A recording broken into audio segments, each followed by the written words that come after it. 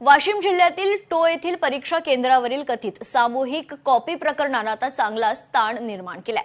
581 विद्यार्थ्यांबरोबरच 26 शिक्षकांवर शिक्षण अधिकारी ससाने यांनी कारवाई केल्याचं वातावरण तापलंय।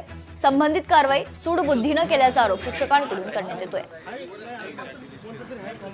पेपर चेक करत असताना त्यांना 3 विद्यार्थ्यांच्या पेपरवर डॉट दिसले आणि त्या डॉटच्या आधारे त्यांनी त्या 3 मुलांना रस्टिकेट केले आणि त्यापुढेही त्यांनी ही सामूहिक कॉपी आहे या आधारे 540 विद्यार्थ्यांवर सुद्धा कारवाई करणार अशा प्रकारचे त्यांनी निर्णय घेतला आणि त्यासोबत जवळपास 21च्या वर पर्यवेक्षकावर सुद्धा कारवाई करण्यात येईल अशा प्रकारे सुद्धा त्यांनी केलं। तर हे खरंच खऱ्या अर्थाने चुकीचे आहे आणि त्यांनी जे आरोप लावले हे बिनबुडाचे आहे। मागील काही दिवसांमध्ये ज्या कारवाया केल्या तर त्यामध्ये त्या विद्यार्थ्यांनी परीक्षेच्या त्याच्या प्रश्नपत्रिकेवर एक डॉट जरी असला तरी त्या विद्यार्थ्यावर कारवाई केली आणि त्याला रस्टिकेट करण्याचा प्रयत्न केला आणि काही शिक्षकावर सुद्धा अतिशय छोट्या छोट्या गोष्टीवर बोट ठेवून त्यांनी त्या शिक्षकांना सुद्धा टार्गेट करण्याचा प्रयत्न केला।